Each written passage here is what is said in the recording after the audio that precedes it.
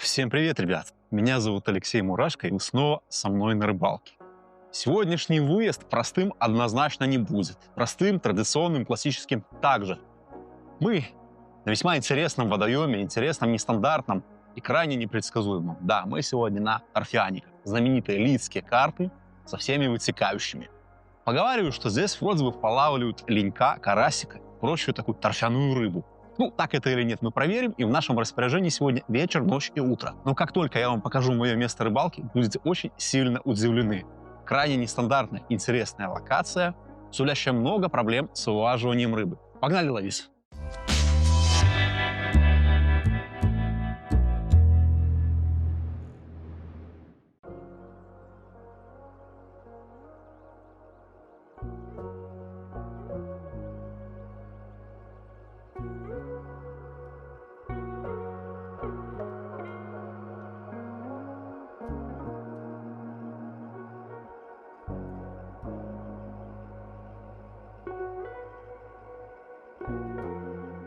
Линь карась – это рыбка, которая очень сильно любит покушать крупную фракцию, кашки, крупы, всякие разные такие штуки питательные. И поэтому, помимо ведра, прикормки, всего вот этого, в моем распоряжении сегодня кастрюлька.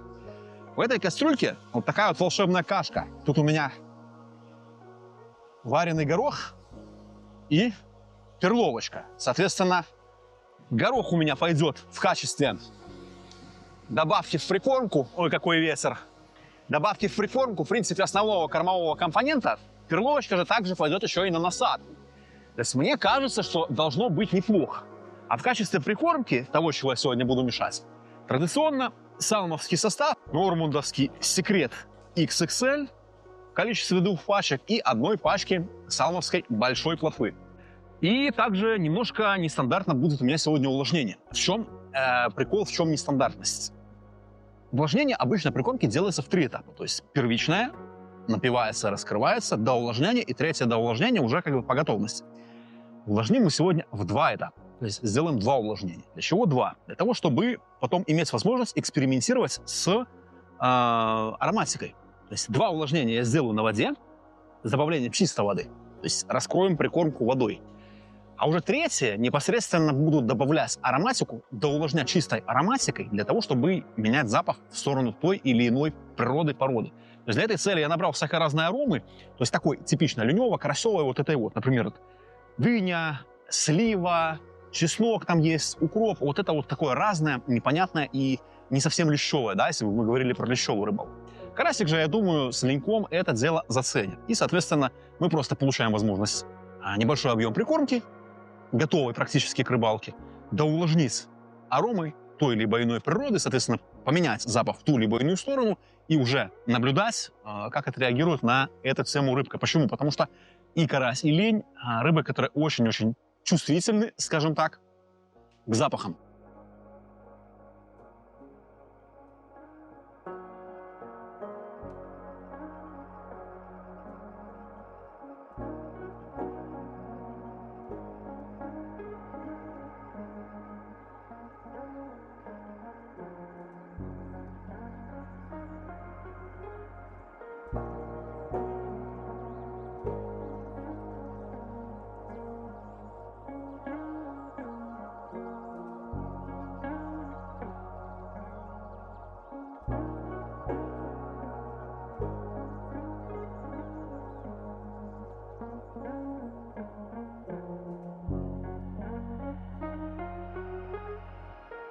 Как нельзя достаточно быстро мы оборудовались, замаркерились, закормились, замешались и вот это все сделали. Почему? Потому что маркериться-то и искать точки ловли тут особо негде.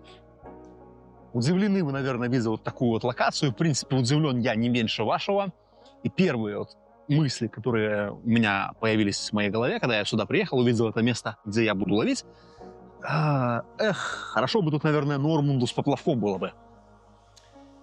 Так подумал. Почему? Потому что локация типично поплавочная. То есть, вообще вот маленькие такие 2 прогальчика у меня. Ладно, 3. Туда еще 3-й такой аккуратненький. И все остальное, вся остальная карта заросшая полностью обильно камышом. То есть здесь раздолье для рыбаков-лодочников. То есть тут вот если где-то по окнам с лодки на поплавочку поискать, то была бы, наверное, сказочная рыбалка. С берега буквально, наверное, 3 или 4 вот таких вот прогалок, где можно сесть, в принципе. И, соответственно, как бы, ну, вот 3 из них заняли мои сегодняшние товарищи, да, которые пригласили меня любезно на рыбалку. Дистанция ловли, ну, сами видели, то есть абсолютно на глазок до того момента, чтобы не забросить куда-то там в камыш дальний, да. То есть, ну, метров 15, наверное, одна точка, метров 15 вторая. Перед тем, как забросить снасти, поставил маркерный грузик, просто потаскал по дну, дабы убедиться в том, что там на дне как бы, ну, ничего нету такого, там, елочек всяких разных, то есть мусора, веток, того, что будет мне мешать нормально ловить. Ну, как бы, в принципе, дно чисто, немножко растительности прошлогодней есть, ну так, совсем чуть-чуть, поэтому как бы будет нормально, я думаю. Вот, поэтому быстренько, штук, наверное, 10-12 кормушечек сюда, 10 кормушечек туда, забросил. Червячки на крючки, то есть не мотыль, не опарыш, не вот это вот все, чисто червячок. И вот сидим-бдим. Ну, пока что поклевок нет, в принципе, оно и ожидаемо. Тут будет, если рыбалка у нас сегодня, будет рыбалка пары поклевок. Соответственно, не сидим, не клюет, не клюет, не клюет, бабах паровоз. Ну, опять сидим, потом опять бабах паровоз. Это в лучшем случае. Поэтому абсолютно ситуативная рыбалка у меня, как минимум, прогнозируется. И поэтому я, ну, особо не удивлен, если мы сегодня пролетим. И дабы не пролететь, я сегодня вообще по-народному со всей силы подошел к выезду. То есть помимо вот этого моего фидерного стандартного барахла, которое я с собой взял, ну, соответственно, классики, взял с собой еще одну палку под флет. Да, возможно, сегодня увидите флет-фидер в моем исполнении. Первый в жизни. Вот. А также взял поплавочную удочку. И вот если с флетовой палкой еще, не знаю, срастется или нет, я думаю, что срастется. Собственно говоря, почему нет? Запрета нет, можно до 5 крючков ловить спокойно. То с поплавочной снастью однозначно. Я думаю, что где-нибудь аккуратненько вот тут под камышиком закормлюсь. Шариков парочку брошу по заветам Нормунда, да, оленя особо так плотненько не кормись, буквально 2-3 шаричка брошу. Куда-нибудь вот сюда в окошко, когда уже ветер начнет стихать, потому что сегодня очень сильный ветер. И положу вот так вот как-нибудь поплавочную удочку чисто, ну, просто как бы для общего развития, общего разнообразия. И, соответственно, будет своеобразный баттл, да. То есть классика против флета и против поплавка. Кто больше принесет поклевок, как минимум, кто больше принесет рыбы.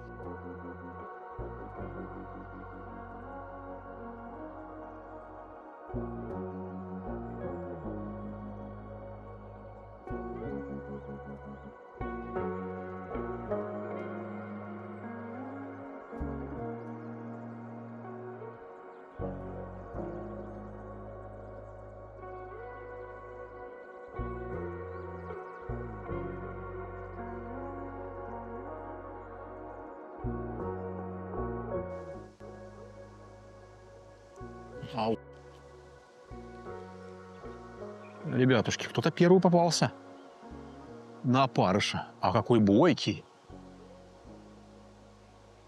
Ну-ка, кто это? Давайте-ка посмотрим. О, какой нервный. Так, ну что, ленек. Пацаны, это ленек. Ну что, начало положено? Пусть и достаточно долго. Это что-то раскачивалось. Ай-яй-яй-яй, кайф. Кайф, кайф, кайф, кайф, кайф, кайф, кайф. Ух ты! Ух ты! Тихо. Ах ты, зараза. Ну-ка, вылазь. Так. Рыбу посачили, а вместе с рыбой еще кучу мусора. На пучок из 6 опарышей. Так, ну кто тут, покажись? Да, это небольшой ленек. Небольшой, но бойкий. Бойкий, капец. Движение есть, и это круто. Смотрите, какой красивенький товарищ. О, сопливый ж какой, елки-палки. Ну, пускай даже и такие вот некрупные ленечки брали бы, и это было бы гораздо веселее, нежели сидеть просто без поклевки. Во какой. Красавчик. Ну, супер, на самом деле классно. Такой малыш, а бойкий, капец, ведет себя гораздо увереннее и наглее, нежели 2-килограммовый лещ. То есть я теперь начинаю понимать, почему народ так кайфует с этой рыбалкой ленивой. Ну, да, на самом деле, мощная рыбка. Сразу после подсечки попер в камыши. Дал бой мне. И там дал бой, и потом под ногами еще тут, конечно, дал джазу. Ну, круто, круто, круто. На самом деле, интересная такая рыбалка, хоть и, в принципе, очень сильно выжидательная. То есть ловить я начал во сколько? Наверное, около 6. Около 6. А сейчас вот 8:30. 2,5 часа ждал первую рыбу. Ну, на самом деле, это было, в принципе, с одной стороны и в какой-то степени, в какой-то мере ожидаемо. Почему? Потому что тут мелко. В точке ловли здесь у меня, ну, наверное, 1,20 м, может, какой. Ну, точно не больше. Солнце, когда светит, все видно. То есть прям ярко-ярко. И ну, на меляке, конечно же, он будет бояться, пугаться, осторожничать. И понятное дело, что ну, особо на что-то такое прям сверхъестественное рассчитывать не приходится. И в том числе по этой причине вот языки, скажем так, те, которые тут ловят чаще, говорят, что тут основное движение вот вечер, ночь, утро. Ну, собственно говоря, вот она, 8:30. И первая рыбка в активе, первый ленек пойман. То есть, ну, как бы цель уже, по сути, моей рыбалки отчасти выполнена. То есть первая рыбка именно целевая поймана. Ну, хочется надеяться, что первая, да не последняя. И таких пузатиков, пускай даже и не крупных, но хотелось бы, конечно, покрупнее, будет больше.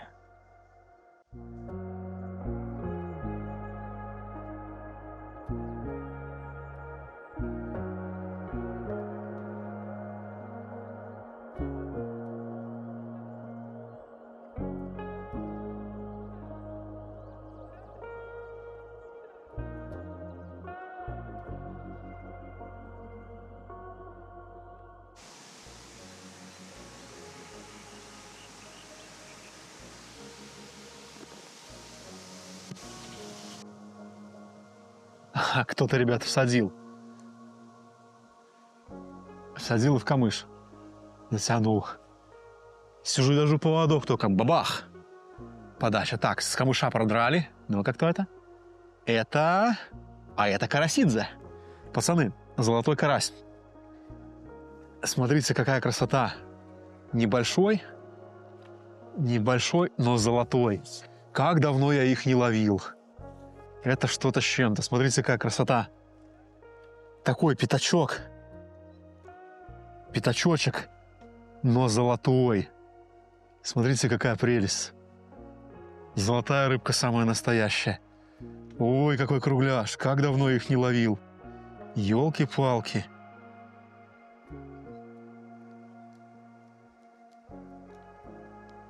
Не будем мучать. Откусим поводок. Ну, вот такой пятачочек. Красота. Вот таких карасиков я реально уже 100 лет не ловил.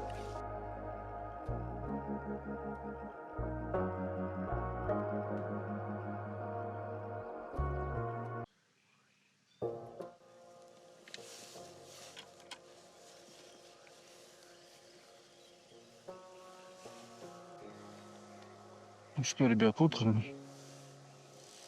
Не, это не утренний, это у нас тренер. Топит попав. Такая. Бахнула на опарыша. А линь с карасем молчат. Линь с карасем ни в какую.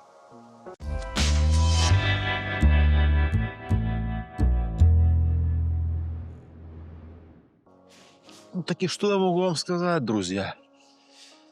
Доброе утро всем. Не подаются мне торфяники, хоть ты убей. В принципе, подобного типа водоемы, не конкретно эта локация, а вообще в целом. Вот как-то вот никак вот не удается мне договориться с здешней рыбой, и все. все такие вот надежды у меня основные были на ночь. Ночь прошла вообще грустненько. То есть даже на часике и вырубиться успел. Одна поклевочка такая, ну, то, что можно было назвать поклевкой. Принесла плотвичку. Пара позыргунов каких-то абсолютно таких невнятных. Не принесло ничего. А сейчас вот с рассветом на точках активизировалась мелочь. Такую плотвичку поймал, такую же поймал, красноперочку.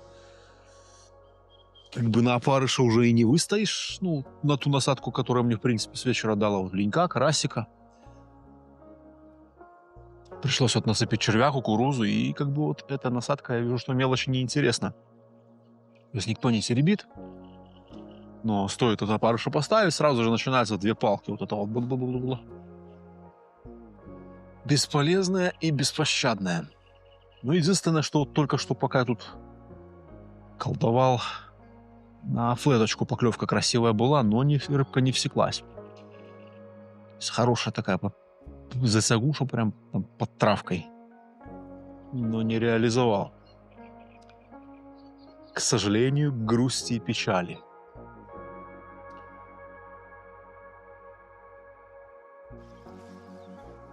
Что, кого-то вроде бы подсек. Такого поболее бойкого. Ну, бойкая, но оно... Ой, ах, это плотва. Совсем не целевая рыба. Такой батон красивый. И кашей моей он вовсю испражняется.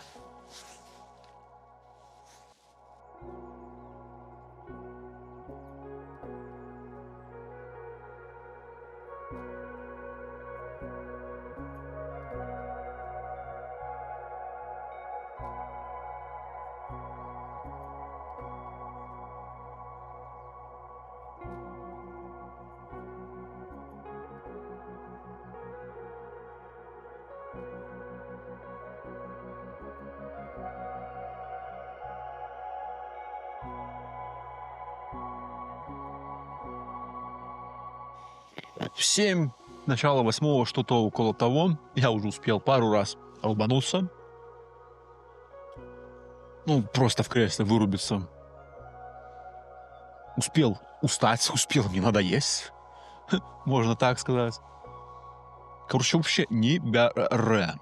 От слова совсем. То есть я не знаю, что за утро, но, ну, даже не какое, за какое утро, даже за ночь и за утро я товарной рыбы, ну, как бы целевой рыбы, я не видел ни одной поклевки. Какие-то там намеки на что-то там были и такое непонятное. И плюс еще вот это вот всякое тоже было что-то непонятное. Не более того. То ли этот слом погоды на него повлиял, то ли как-то он тут по-другому в других местах кормится, то ли что-то тут еще какое-то непонятное. Короче, трудно договориться с ним от слова совсем. То есть, ну, и не могу сказать, что доволен как-то вот своим этим выездом. Ну, выезд в любом случае интересный, потому что рыбалка — это рыбалка, но сам факт, что вот именно много вопросов, много «но» после такой рыбалки остается, и которая требует ответов, и на которых ответа нету, и такое какое-то непонятное послевкусие. Давайте рыбу отпустим, да? Что ее мариновать-то в садке? Все равно больше ее не будет. Вот так вот. Не отходя от кассы, сейчас мы ее выпустим. Да поедем домой. Вот он, уловчик. Абсолютно маленький.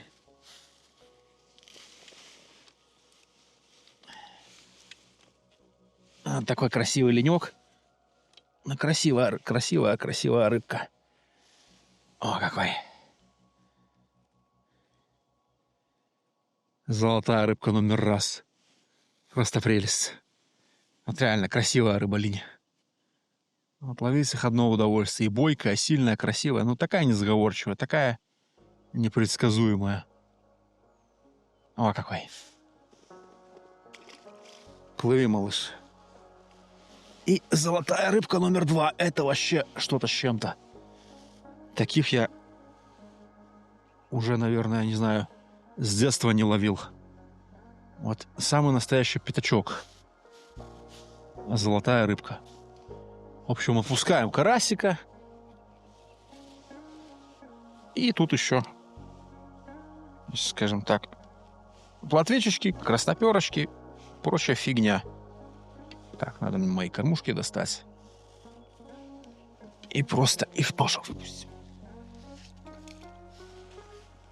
Вот так. Садок сушится, а мы собираться домой.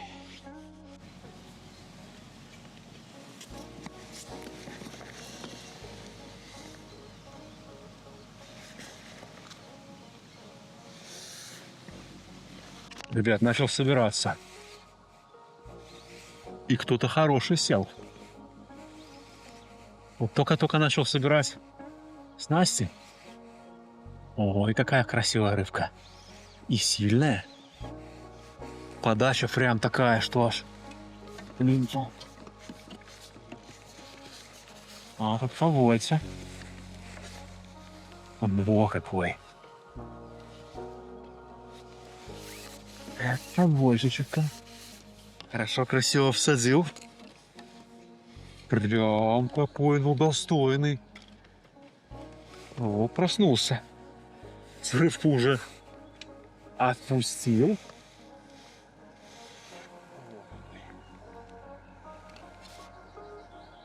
Закушал туда, аж в шахту. Такой, ну, не знаю, сколько в нем. Полкило, может. О, какой. Ну что, опять раскладывать садок? Мало ли кто-то еще появляется. Ёлки-пал.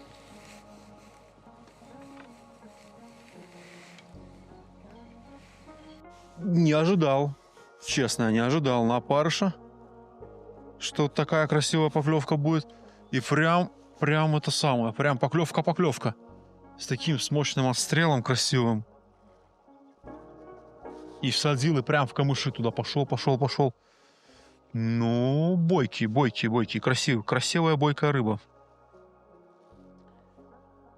Улов был бы красивее, конечно, если бы, ну, для кадра, для картинки, если бы я все вместе вам сфоткал, показал. Но в целом как бы и так неплохо. Карасики есть. Точнее, карасик один. 2 ленька, 1 карасик. Ну, нормально. В целом неплохо.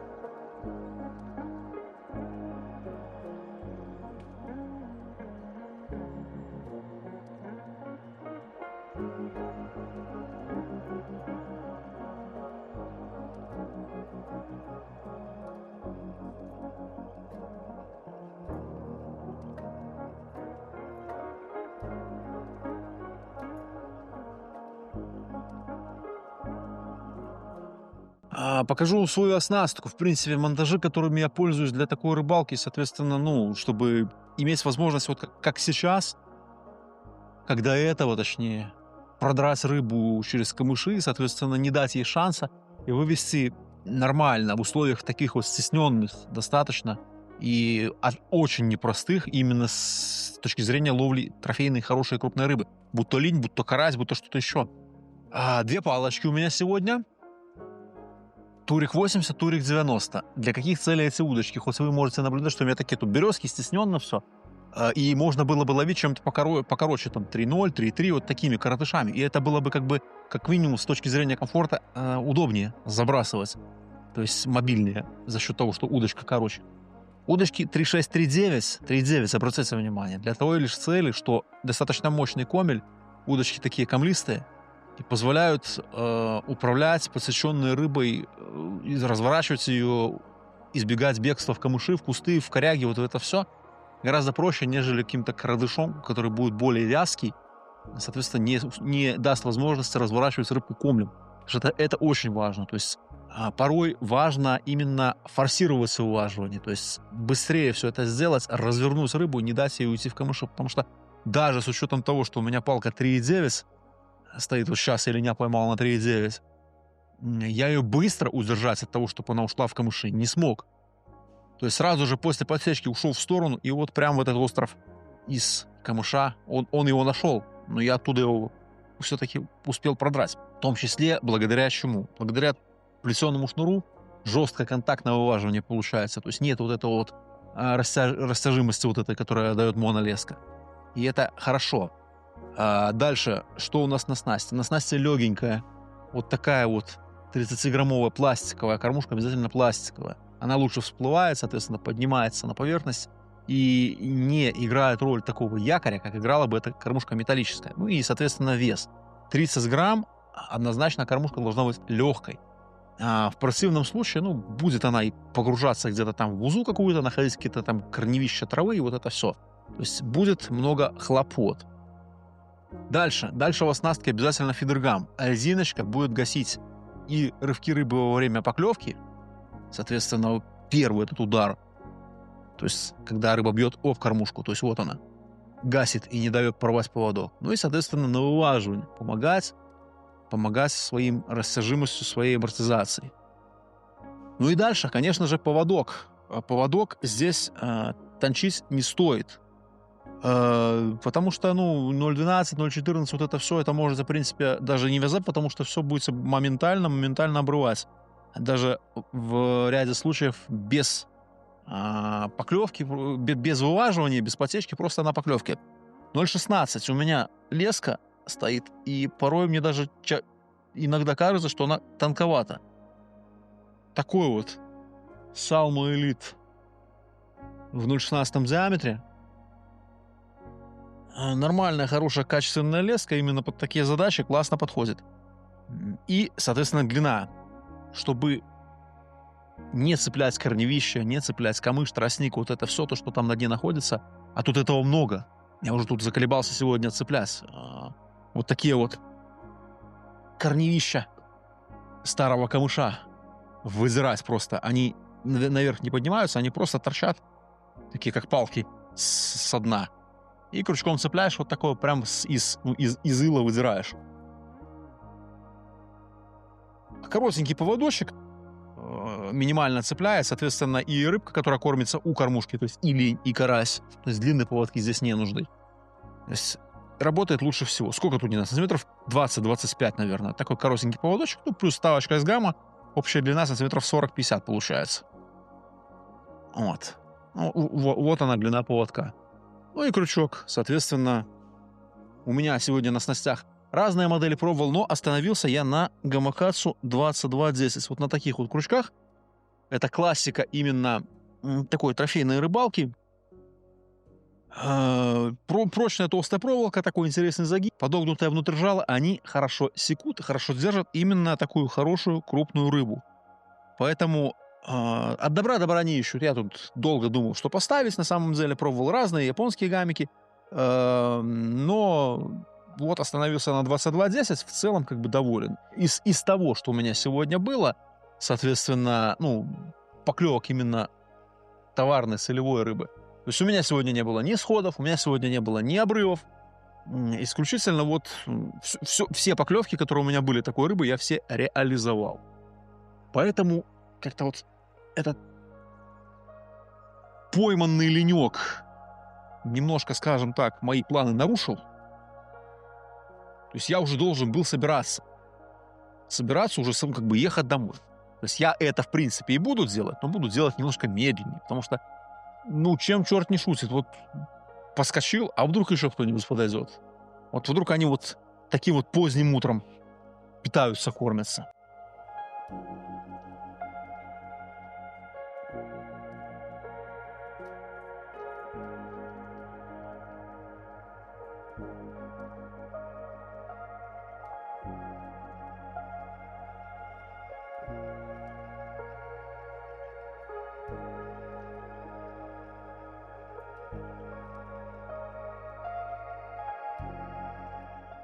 Ну что, ребят, теперь, наверное, точно все. Чудо не произошло. Больше никто так и не позарился прям вот такой на мои деликатесы, а очень-очень сильно на это надеялся и рассчитывал. Поклевочки еще какие-то были, возможно, даже линь жамкал, потому что очень-очень и очень нежно, осторожно, но выждать, высидеть так и не получилось. Опарыш приходил пожамканный, но это не мелочь однозначно. Какая-то такая получилась рыбалка, как я и, в принципе, с самого начала и говорил, рыбалка двух поклевок, ну, в данном случае немножко больше, чем двух. Вот. Но в целом, как бы, зато эти все две, условно, поклевки, которые у меня сегодня были, именно рыбы, да, трофейной, мне реализовать удалось. В чем прикол? Эксперимент мой сегодня, скажем так, практически потерпел фиаско, да, то есть все вот эти мои наработки, которых я понабирал кучу в плане снастей, то есть поплавочную удочку практически сразу оборвал, докинул на дерево грузик, оторвал грузики с собой запасные не взял. Вот такой вот я поплавочник. Вот. Ну, на флет, правда, одна поклевка у меня хорошая все-таки была, но почему-то рыба не засеклась. Прям так ночью всадил красиво, там под камышом. Но вот единственная поклевка на флет. Это, кстати, вот, к слову говоря, в довесок к моим всем вот этим, которые можно назвать именно трофейными. Вот. Ну, классика, классический фидер мне сегодня принесло 2 линя и 1 карася. В целом, я доволен. За этой рыбой я ехал и за линем, и за карасем. Пусть надежды у меня были, конечно же, там прям в облаках витали, что будет много рыбы, крупной рыбы. Все получилось более скромненько, но в целом получилось. Рыбу поймал, рыбу отпустил, поуважил, кайфанул. С торфяниками, скажем так, разобрался, в кавычках, распечатал их по целевой рыбке именно, и это здорово. Надеюсь, ролик понравился. Всем спасибо за просмотр, всем ни хвоста. Увидимся на водоемах. Все, собираюсь домой. Теперь уже дубль 2. Окончательно будем отпускать рыбку. Я думал, что удастся кого-нибудь еще подловить больше. Ну ладно. Отпустим этого красавца. Я думаю, что он заслужил однозначно свободу и жизнь. Потому что тот бой, который он мне дал, однозначно заслуживает. Тихо, подожди, не спеши. Успеешь к мамке поплыть. Вот такой вот красавец у меня сегодня в гости зашел. Классная рыбка. Вопросов нет. Самый настоящий слиток, даже не золото, а оливковой бронзы какой-то такой, да? О. Я доволен. Цель выполнена. Все, братан, плыви. Тихо, подожди. Да подожди ты, ё-моё. Вымазался весь, как свинья. Все, плыви.